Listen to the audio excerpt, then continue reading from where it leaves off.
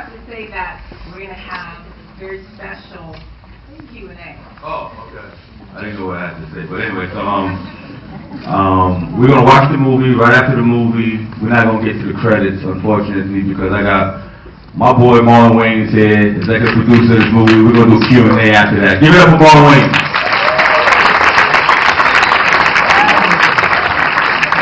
He also got a new movie coming out, 50 Shades of Black.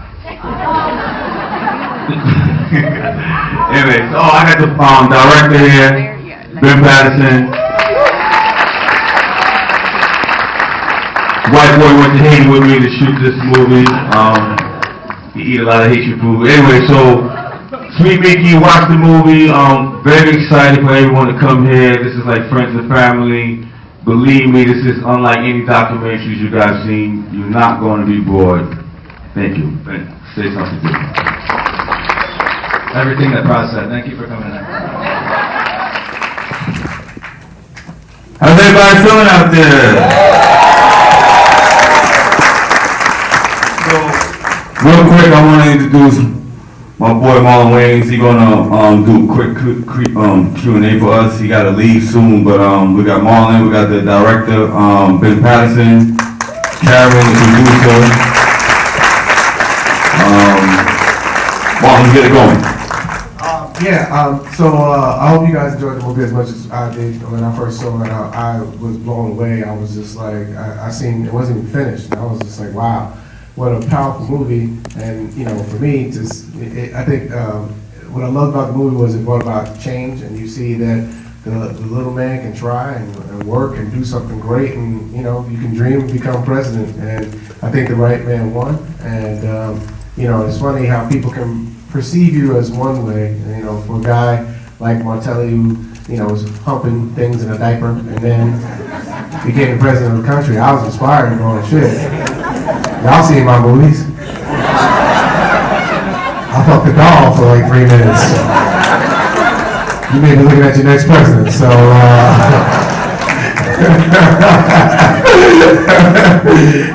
I just want to once again congratulate. I'm just so blessed to be a part of this. Pras, who is so passionate about this project and about his country, and you know, it really is inspiring. He put together a magnificent movie, and you know, I really think he did a great job. And Karyn, who, you know, will sell this to absolutely anybody that will listen. Her passion and perseverance throughout this whole process, I mean, you know, what a team. And I'm just blessed, and all the other producers, and I'm just blessed to be a part of it. So we're going to get this Q&A kicked off, because I got to get on a plane in like, half hour. Your president got shit to do. All right. So we got any questions, anybody? Or what are we going to do? Hold on one second. Let me ask the white woman, excuse me. The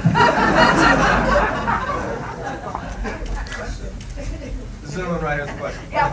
Okay, question, hold on. Let me speak loudly if you. I'm just curious at what stage was it a movie versus just, it was always intended to like, let's shoot this as a documentary? Or were you, as the story progressed, you thought this is going to be really good? Well, it just kind of like, just became that, you know, it evolved. It started off as let's go do something about earthquake, and then it was like, nobody wants to see a movie about earthquake. It started off as a vine, and well, I was gonna say, when Pras told me he was gonna get behind this, or he's gonna convince this guy to run, and he didn't tell me his name was Sweet Mickey as an artist, and I found all this footage of him in diapers, and I called Pras and I said, I think I got the name wrong.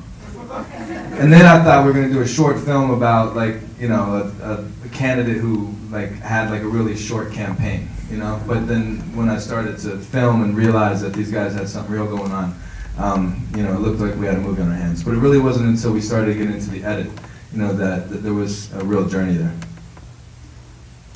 it took him that long to jump on the bandwagon. Shame on you. I'm joking. Yes, sir. Yeah, well, so since he's been in office, has he delivered what he promised to his people? I'll get that to the props.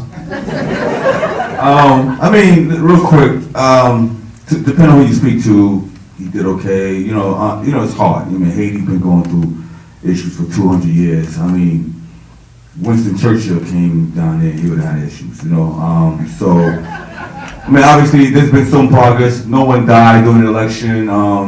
It's a little bit sick. Yeah, nobody. That's rare. Yeah, in Haiti, in election, people usually die. I know it sounds crazy, but yeah. But it's been some progress. It's safer now. You've seen a lot of investment coming down there. They're trying to bring tourism. Tourism actually went up, so somewhat of a progress. Could be more, could be better, but, you know, baby steps. Okay, next question. Yes, ma'am. What's next for you, Pras? Since you're doing these things for Haiti, what do you have next for Haiti? What's next for Proswell since he's doing these things for Haiti, Proswell?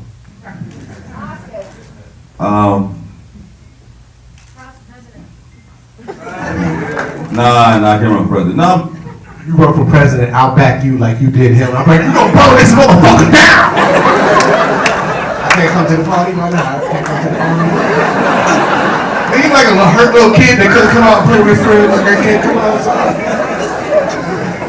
no, I mean, I just continue doing my work, you know, just promoting Haiti. And actually this film, you know, a lot of people ask me, where do we donate, whatever. I tell people, I don't really believe in charities, to a certain extent, you know, these big charities like the Red Crosses and all of them, taking money, not giving everything to the end user. I believe, you know, when people hear about how the audience are receptive to the culture and loving this film, believe me, it gets back to Haiti. And that inspired these kids, because 65% of the population in Haiti are 25 and under. It's about 15 million Haitians.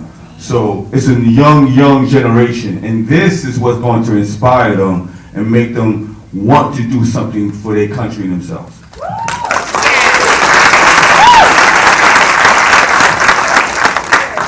Okay. There's a question up here. Yes. I want to just, first of all, give all thanks to the Haitian people that inspired, actually some of the freedom fighters came into the States and helped the revolution that happened here, freeing the Africans here. So, and also inspired the revolutions in South America. So we want to give all due thanks to the ancestors.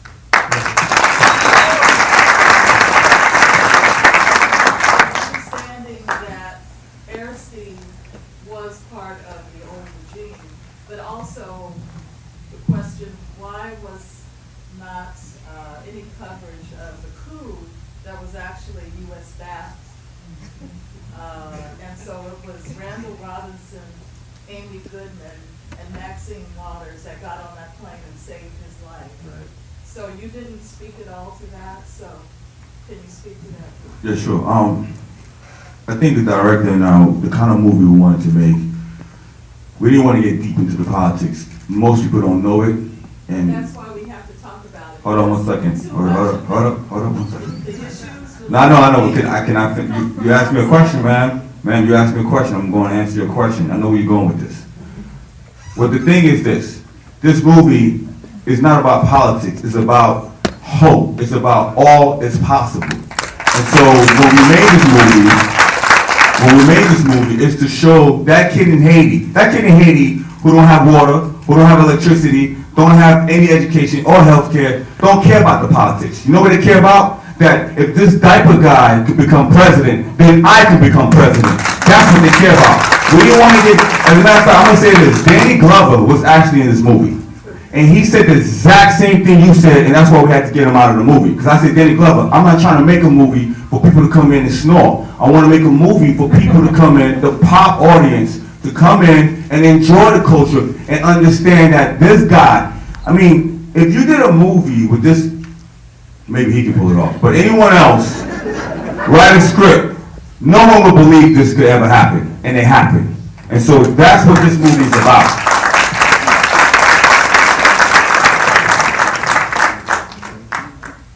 Next. Yes, ma'am. It's actually for all of you. Pras, I understand you're an Asian American as well. Si nous faisons là, si nous voulons ça, for the people who are not Haitian, what makes you love us? the way we don't know how to love ourselves. We are, like, our families and being brought up in the culture and everything, we are a culture that loves to love us, we are a culture that loves to hate us. So when I see the outsiders loving us as much, it's really an inspiration, and I just want to know why, so that I can take that to the next person, and to the next person. The Sean Penn, the Bill Clintons, the Hughes. I mean, sometimes you're just so, damaged that you just don't know how. Like, you ever fall in love with a person that's just so damaged, and you pour all your love into them, and they just can't understand it? Well, sometimes a community of people can be like that. Sometimes a race of people can be like that. And it's on all of us to collectively, as a unit, give hope, give love, give inspiration, films like this to help teach them to love themselves. Did I just say that? Yes. Sounds very prolific. Was that good for you? Do you want? Okay. Yes. Oh. Were you kind of pissed when they asked you to take a step back when things got real hairy?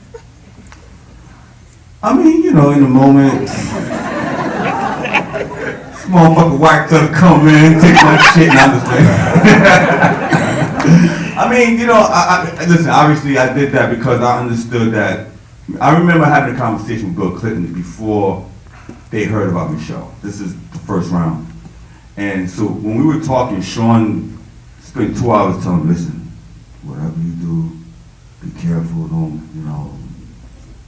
go lightly, he is the president, So, I got there and I'm like, listen, Mr. President, I know you're not supposed to discuss this with the Secretary of State, but she is your wife. When y'all go to bed, wink, wink, wink, hit her off or something, tell her, we need some help down in Haiti, I mean.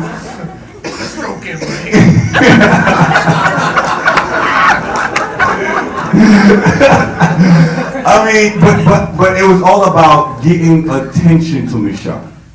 So when I said they're gonna burn the country down, it was just, I didn't think they were gonna kick me out, obviously, but I saw Michel, it's interesting how, an artist is now becoming a politician, that's Michel. That's the last person that I thought would have said, listen, Pras, this. You gotta go? Yeah, we got to go. Okay. Amen. I want to say thank you all for coming out. They're still going to take more questions. I just got to go. I want to thank you all for coming out. It's important to me, and it's important to them. Steve Harris, one of the other executive producers.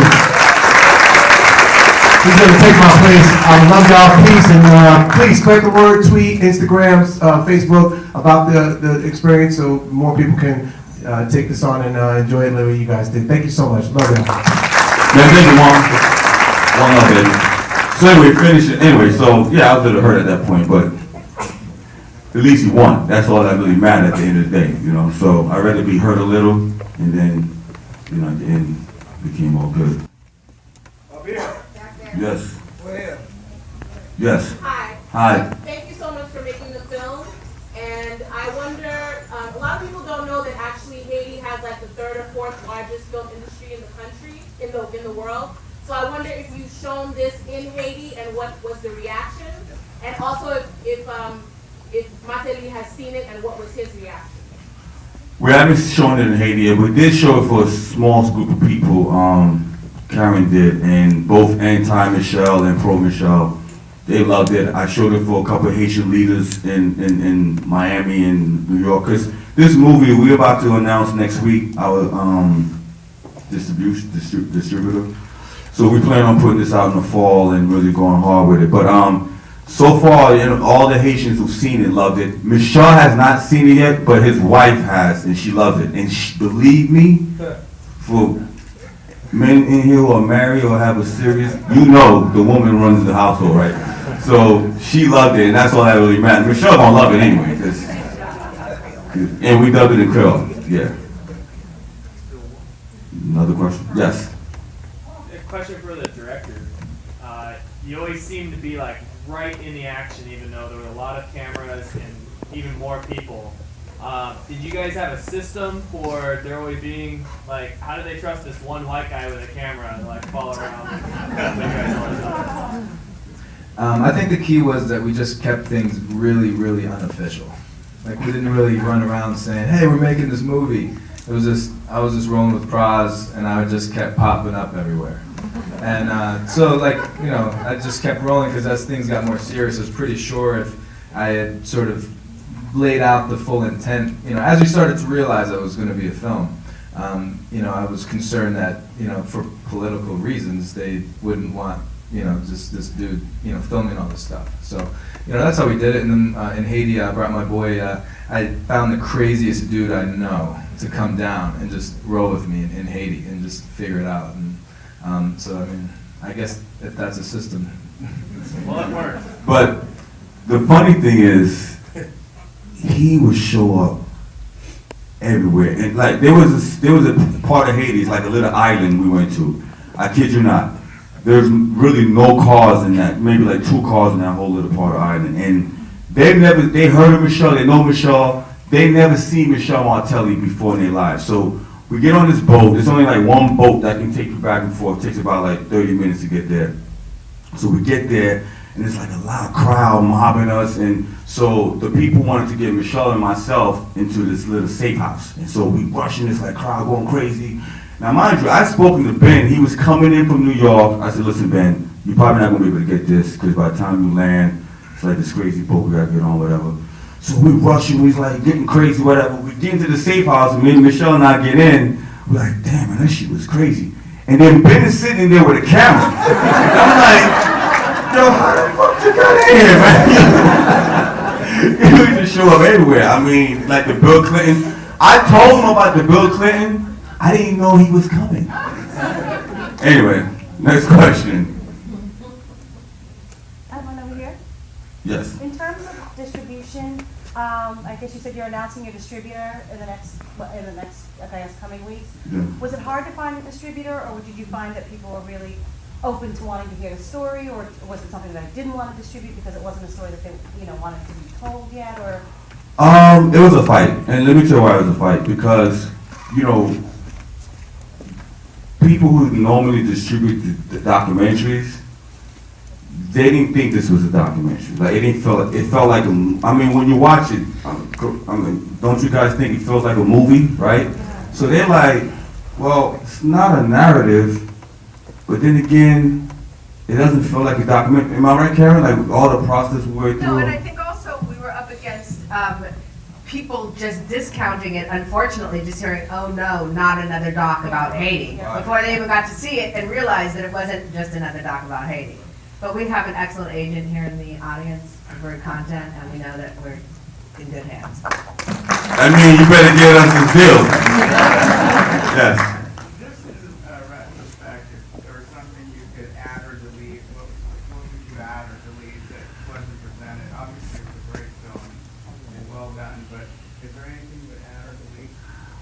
I'm one of those people, I'm one of those people who look at life like this.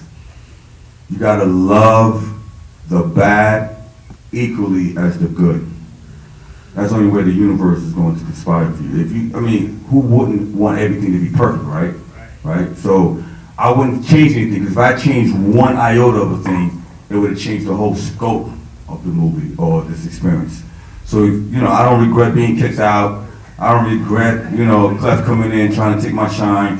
I don't regret, Clef feel like he's the gift to God into the world and all that. It's all good, because we're sitting here right now. I think Ben and my producers and everybody involved, we did something that people could be proud of. I think that's it, man. One more right now. Mention the Grammys. Yeah. I'll do that. Yeah, you do that. Yes. I was going to say, on that note, is there a Fuji reunion coming up? I don't know. We'll see. Right now, we're focusing on Sweet Mickey. But before we get out of there, I just wanted to thank some people. I wanted to thank the team at Riot and Bryn Musher and Karyn Rachtman and Allison Regan, who's been with us from the very beginning. Kate Hammond is in the house. She was there every step of the way. And my man Steve O over here did a crucial. Where's Steve at? Oh my! Yo, the parts that are like, So Steve Oedeker, he wrote like Bruce Almighty, Ace, all these great movies, comedy movies. Big up to Steve. When he saw the movie, it was really rough. Karyn, he's a good friend with Karyn Rachtman, and he loved the movie, but he was like, you know, your comedic timing is a little bit off, you know. And he the one that spiked up the comedic part of the movie, because, you know, for a deep subject matter, it felt light. I want to thank Steve O for that. Thank you very much.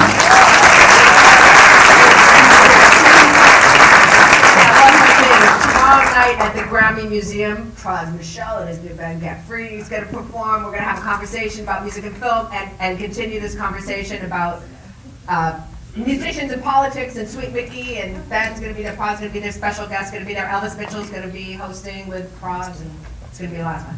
And thank you everybody for coming out. Really, this means a lot to us. Thank you so much. If you have any questions, we'll just be outside. Thank you.